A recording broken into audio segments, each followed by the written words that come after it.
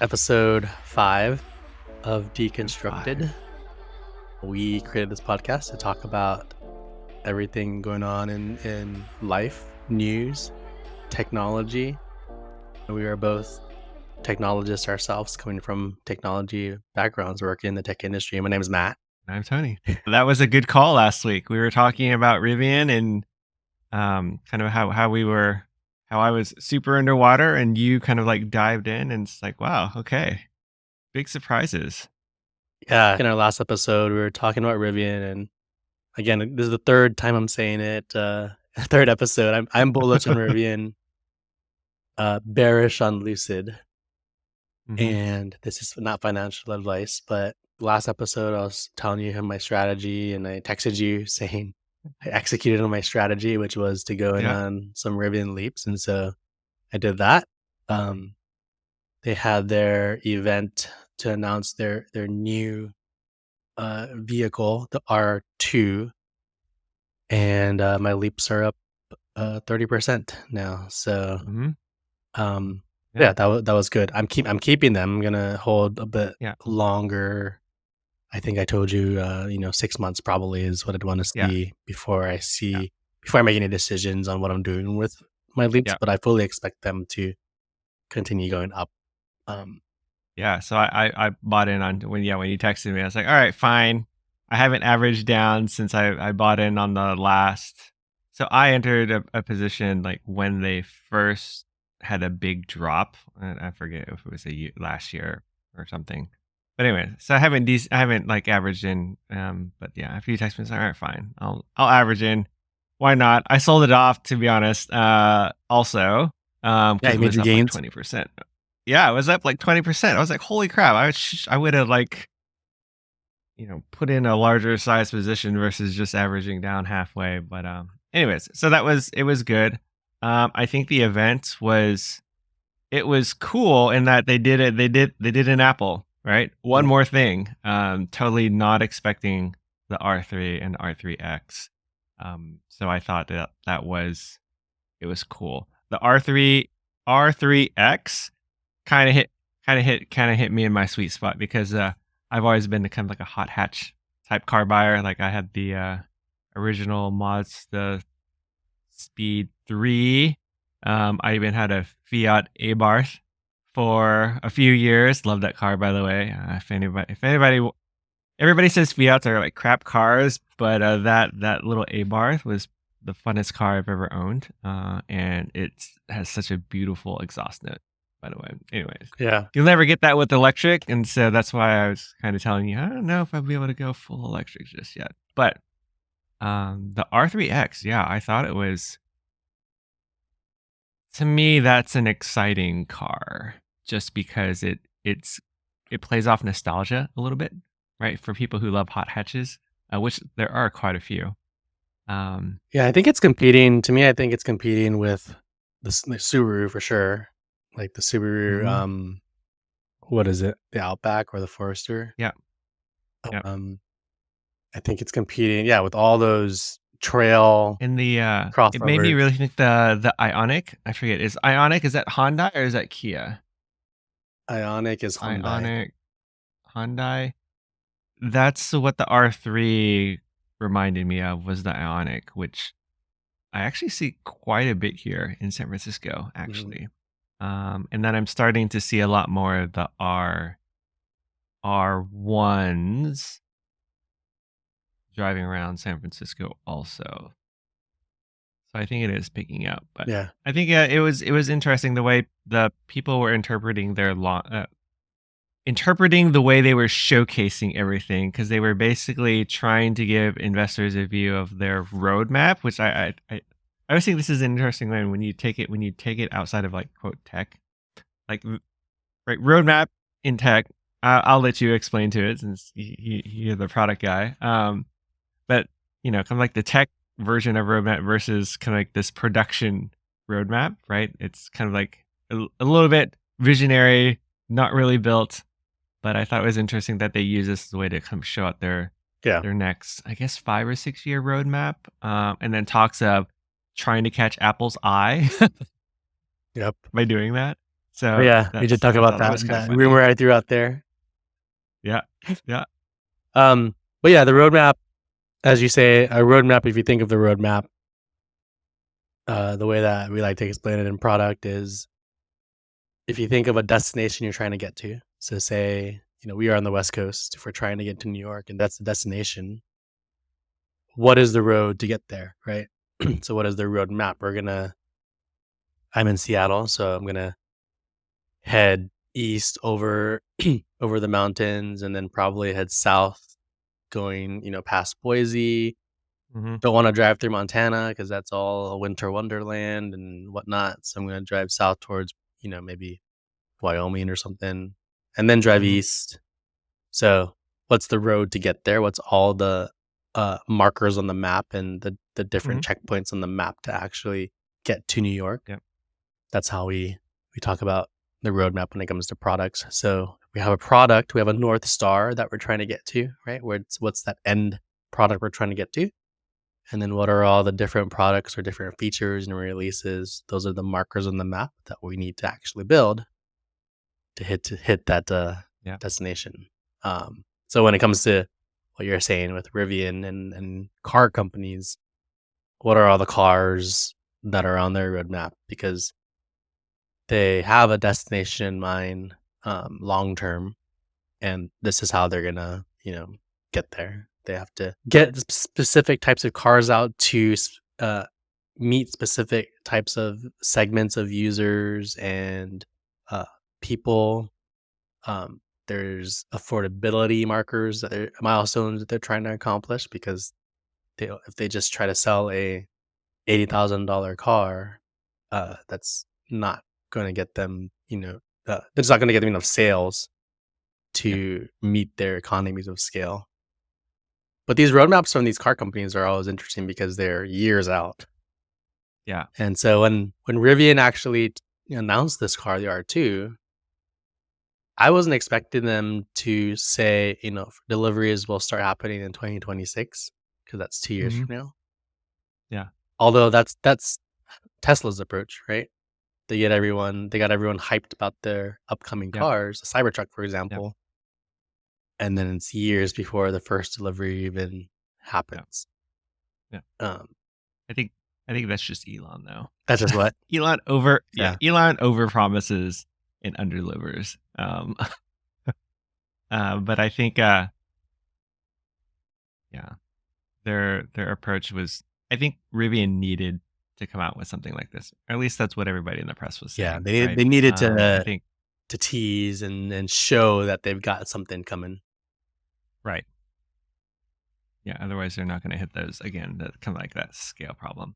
Yeah. So just to hash out some of the stats, the R2 is going to be offered in 3 versions: single motor, dual motor, and a tri-motor. Tri-motor is very interesting because Yep. other than I think the Cybertruck, there aren't tri-motor EVs out there right now.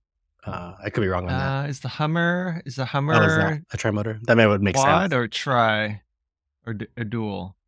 I don't know. Okay. Anyways, there's not a lot out there. And the expected starting price for the R2 is $45,000. So they Yep. are coming into that more affordable range for people who can't spend the $80,000 that the Yep. R1 costs. On the R3 side, they didn't give us a price, but we could expect it's going to be cheaper than the R2. My expectation is the R3 is going to start at 38,000. That's my call, maybe 40,000. Hmm. Yeah. Um and yeah, similar things to kind of the R2. So this is really representing their kind of new versions of Rivians coming out Yep. in 2 years, which is going to set the stage and start the stage for them to just reach better economies of scale. Yep. My impressions of the R2, thought it was nice. I always, I in general, I've always thought the Rivians were really cool, nice looking cars, and um, they're fulfilling problems for a segment that is in need, which is the outdoor rugged segment, Mhm. and they have all these, bells and whistles, like a flashlight in the door. I like it. Yeah. I'm not gonna buy one, obviously, because I'm a Tesla owner and have that for a long time, but, I think Rivian's gonna go far. Yeah, I'd be open to the R2. I think that's probably the my sweet spot, I guess, as far as like size, because I R3, you don't mean? need a R2 Oh, you'd be open actually. to the R2, yeah. I'd be open to the R2. Um, I because yeah, I don't need that seventh row. Oh, yeah. you have to mention at least the steering wheels. I thought that was an Oh, yeah. interesting take on analog digital. I don't know. If you're listening to a podcast, I'm making finger movements because it's basically two wheels mounted on the steering wheel, which I thought um was very cool, kind of like gamer-ish actually is kind of what went through Well, my I didn't mind. say anything about it because the Tesla has that. Does it? Yeah. Not It like has, it like, doesn't look. smaller wheels. Got it. These yeah, but these like you can control them from the back side too. They're not just Yeah. like little wheels in the front. They actually go through the steering wheel. Yeah, and But they have, better haptics than Tesla. mhm. Yeah, So because there's a they bunch of, look like, like they're cool very things that it can do. they're actually clickable and such. But yeah, R2 was nice. I mean, sure, 45 base, but I expect the tri motor to hit the longer range, and the tri motor will probably top it out at like 70, 80. I bet it'll basically has to be right under the base price of a uh, R1, is what I'm Yeah. assuming. Now, I was gonna say the R3. Actually, the R3 and the R3X, it kind of, I think the parallel is the Volkswagen Golf, and then the Mm. Volkswagen Golf Type R is what I think they're going for. I used to want a Right. So, Golf at one point. oh yeah, no, the Type R is what I wanted, but then again, that thing was like so expensive. Yeah. So that was go with Mazda. It's like that was the choice. It's like, I can't get a Type R, so I guess I'll get the Mazda Speed because that's way lower price. The other thing that these cars are coming with, which we talked about last week, is they're coming standard with, um, NACS, which is the North American Charging Standard, which is Tesla's, Yep. charging standard. So their charge ports are gonna have that connector, um, Yep. plug-in, and Yep. then if you want to charge at other chargers, like charge points, for example, then Hmm. you'll have to use an adapter, Yeah. just like how Teslas have to use an adapter. So that's Yeah. huge for Tesla, like NACS, American Yep. Charging Standard. Yeah. As long as I don't. Do you know? Like, is Tesla getting? I can't imagine they're getting any type of what is it? License fee off of that standard, right? It's because it's considered Yeah. an open standard. I don't I'm not sure, but I would agree with you. I Hmm. don't think they're getting a license fee. I think they're gonna get transaction fees probably at the supercharging. At their particular charger, but like like EVgo and Oh, yeah. whatever America, I'm pretty sure they wouldn't Yeah. buy a license for it. No, But yeah, I would agree with you, that and would be then interesting. that is one thing about Elon that's a positive, is he does like to open source a lot of things and just keep things Yeah. open, Yeah. which is his whole reason why he claims he, Yeah. sued OpenAI because they weren't being so open anymore. Yeah. Oh yeah, all the dirt that there was that OpenAI was like, "Oh no, it's like you're not getting away with this." And they posted all the Yeah, emails that Elon sent to show that he knew what was happening. He just wanted to save Tesla yeah, back then. yeah. Um, but so yeah, so cyber. So I was gonna lead in or at least finish off Mhm. saying, so I will officially cancel my Cybertruck pre-order that I got a notice that I could order this past week, which is actually kind of interesting because like I didn't pre-order on day one either. I Mhm. pre-ordered like it was a couple of weeks, and so I should have been like place 100,000 plus at that point. Yeah. Um, from what I could tell. So either a lot of people are canceling or yeah, a lot of people are probably just canceling and not Yeah. picking up I their wonder what their pre-order. cancellation rate is. I bet you it's in the I bet you it's close to 50%, maybe even It's higher. gotta be. Yeah, because I was trying to figure out well, many, many years. This was like, wow, 3 or 4 or 5 years ago at this point, right? Um, but yeah, at that time, I was trying to figure out where my I was in a place, and I was pretty much, like, in the 100, 200,000 like, Yeah. range. So, So did you move that $100 to, well, I guess no, you I you didn't. can't pre-order the R3, but, Yeah. yeah. I could pre-order the R2, but I'll 2 years. Let's see if I can make up that price in stock appreciation, then okay, I consider it. Rivian stated they got 68,000, deposits or pre-orders in the first, day there after announcing it. Yeah. Alright. If you didn't see the news, I would classify it as kind of more silent news since it didn't make too many waves, but Sam Altman returned to the OpenAI board. From what I'm reading, after he got ousted, and I have to correct myself, I kept saying the ousting was earlier this year, but it was actually back in November.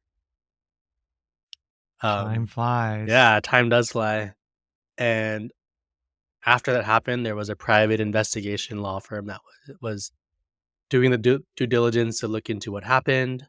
That concluded. Now that that's concluded, that allowed Altman to return to the board. So, Mhm. returned to the board of OpenAI, and along with him, there were new board members appointed. One is a woman named Sue Desmond Hellman, who is the former CEO of the Bill and Melinda Gates Foundation. Nicole Seligman, a former president of Sony Entertainment, and Fiji Simo, CEO of Instacart. So those are three new board members plus Altman who are already joining the current board members: Adam D'Angelo, CEO of Quora, former U.S. Treasury Secretary Larry Summers, and the chairman of the board is Brett Taylor, who is a former co-CEO of Salesforce. I always wonder how people get appointed to boards. I mean, board is that one of those roles where it's like you kind of made it once you're a board member because Yeah, you get paid for it, you get equity, yeah, and I mean it's not an easy job. Like your job is to steer the company in the right direction, right? right. Yeah, And you're working with really smart people, yeah. because they're all there. But I always wonder how people get chosen for boards. Yeah, because like, sometimes I see these board members and, um, I forget what his name whatever, the CEO of Quora was an interesting one. I was like, "Alright, Quora wasn't a success by any means. Yes, I mean, at when it was first launched, yeah, in its heyday, I guess it was kind of popular. But now it's like when you see Quora, like even if I see it pop up in a search result, I'm like, trash, because it's just such a terrible product now. And so I'm like, I'm curious. It's Well, here's like, my all right, take on Quora. Quora, Instacart. I mean, come on, really? Yeah, here's my take on Quora. We know that Sam Altman is an investor in Reddit. Did you know this? Yes, Yeah, because yeah, they're in their yeah, yeah. RPO filings Yes, recently. It showed that Altman was like a huge stake in Reddit. yeah, So I think uh, the way I would tie it to the OpenAI narrative is data, right?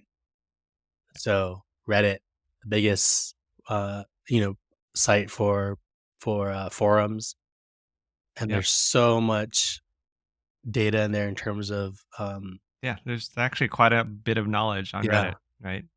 So that's where I think Quora comes into play. Um, Mm, you know, old Quora is just, knowledge. I mean, I Uh, still use Quora, and I think it is still, yeah. There's still a lot of similar to Reddit. There's a lot of posts that have knowledge. Um, really?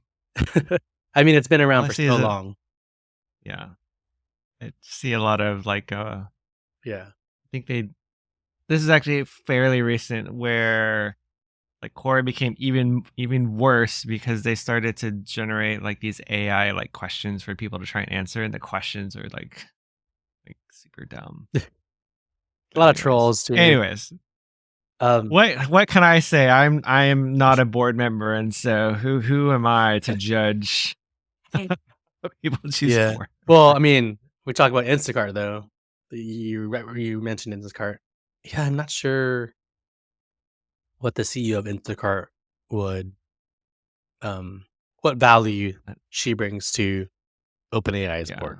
maybe it was her somewhere she's in the past. I don't even know her profile. Let me see. Let's look her up. Emo. Let's see. She is in Okay, well, Facebook. Okay, head yeah, of Facebook app. Okay, she was kind of Facebook. Yeah, that makes more sense to me. Like she was at Facebook for 10 years, right? Board member of Shopify. Okay, yeah. so that kind of makes more sense to me then. But she was in games monetization, and then head of Which, Facebook app. yeah, maybe monetization. Yeah. Maybe she Well, has something interesting around there. At least she's a product person. yeah. Director of product management for Facebook video Facebook video and the creation and introduction of new video products. That would totally tie into Sora. Oh yeah, exactly. There we go. Sora, and I guess if they were to expand their marketplace for their apps. We could do a whole like new podcast of reverse engineering board members. Oh, that could be maybe that's a series we could develop under the Oh under yeah, under a our little yeah, podcast. a little swing series. Yeah. I like it. I mean, and then you have former CEO of Bill and Melinda Gates Foundation. Think I don't know Money. money, but also like That's what I think. That you want somebody like on the bill because they have like billions of dollars to give away. maybe using AI for to solve world problems. Yeah. To me, that feels like a money Yeah, ad thing. Again, yeah. There's certain ones where it's probably not about the expertise, right? It's more about their the main. connections. Oh, Yeah. celeb status. All right, let's move on to the last one.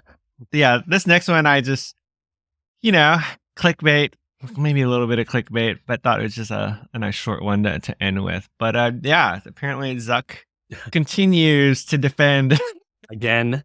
why the Meta Quest 3 is better than Apple Vision Pro, but this time on his own Twitter clone on Threads. Anyways, yeah. So back and forth. I guess somebody was kind of like railing on. There's no way Meta Quest 3 is better than Apple Vision Pro, and so that's like, well, it is better. I haven't used Threads a lot. I did sign up. I guess when it first launched, all the hoopla. It's like, I'll create a Threads, and Well, that you was had the to sign last up. They time I forced you to visited sign up. Threads. That's true too. And that I couldn't delete it because it's like if you delete your Threads account, you delete your Instagram account. I was Yeah. like, what? Why? But apparently, I guess a lot of people are using Threads. I tried to check it out just to see, like, all right, has this? How far has it come? And it's mostly Instagrammers I follow who basically post similar content to what they post on Instagram. So either I'm not following the right people, or Oh, it's wait. not interesting yet. But You I was started looking you at started Threads. looking at it more. Yeah. Oh, yeah. So I was like, let's see how far Threads has come along. And so I guess it's just because of who I follow on IG, but basically it's like it's like repetitive of what people post on IG, but maybe a little bit more words. But I still see like most of it is around imagery. Maybe I need to again widen the breadth of content I follow. Maybe that'll get me more into Yeah. like where this conversation with Zuck and whoever this Evan dude is going back and forth. Yeah. That I see stuff like that I actually find interesting, and I think that's what Twitter has lost a You like little bit. watching the drama? Yeah, reading the drama. Yeah, Well, I mean, like that's Twitter to why me, it's like it's kind of trash now. I use it like to get like maybe stock ideas of what are people pumping, yeah. but it's just not as useful as it used to be. Yeah, I'm not so much of a power user on X or Twitter anymore. I'm I mean, for me, the video and imagery format is better for me. So even Mhm. Instagram, I mean, with Instagram, Facebook, uh, TikTok, it's really more about like seeing what's going on Yeah. versus with the X use case and threads. It's Yeah. about reading what's going on. Yeah. To me, the visual stuff like just gets more and more engaged. And so yeah, I don't Yeah. use those as much anymore either. But I do. I think the one thing I do use X for is search because if I want Mm. real time um, information, to me, Mhm. X is the best place to go for that. So if Mm. something's Really? happening in the world and I want to find out like the most up to date what's Yeah. going on, like Yeah. that's where I go. Hmm. Did you see that they launched a jobs site Who did? X? Nope. Yeah, if you go to x.com/jobs, Mhm. Elon posted this over the weekend. You can now find jobs and apply for jobs through X. Oh, really? Yeah, it's definitely an MVP. I'd be af I'd be afraid I'd get scammed. Scammed into what?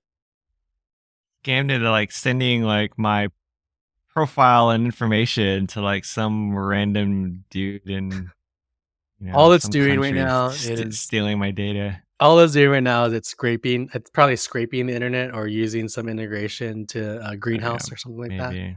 Yeah. And when you click the link, it actually just goes to the company's actual job post. Okay. Alright. If it sends me to the actual company, then fine. But if it's like, "Oh, we will be the intermediary and, like, capture information," then no, because you Yeah. just have no idea who's real on X or Twitter, whatever. Yeah, We'll they're call it just X, I that's mean, fine. in Elon fashion, they're just iterating really, really fast and getting stuff Yeah. out there. On the topic of threads and how we were forced to create an account when it first came out. I don't know, like I'm sure you Yeah. remember when Threads was launched and there were those big stories of how many users in, Yeah.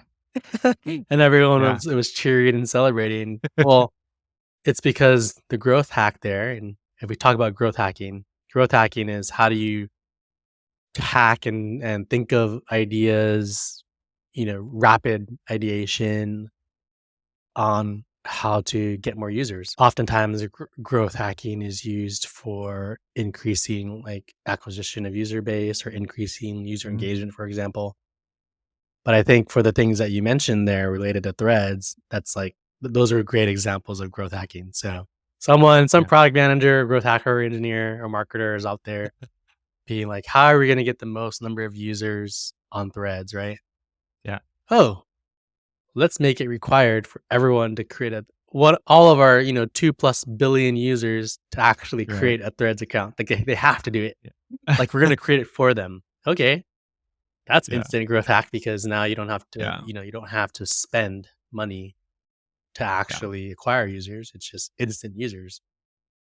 um you were talking about another growth hack is how much integration they have in Mhm. Instagram.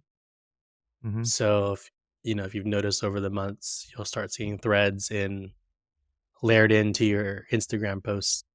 Yeah. Um, when you post something on Instagram, like one of the making a option by default to post to threads by default, like Yeah. to turn it on versus leaving it off. That's another example Yeah. of a growth hack because then you Yeah. immediately get more content and more posts on thread, which then create more engagement with users. Yeah. So those are examples of like growth hacking. And so whenever you see the term within the technology world around growth, that's what growth hackers and growth product Yeah. managers think of is how do you actually get more users on the platform in creative ways. Yeah.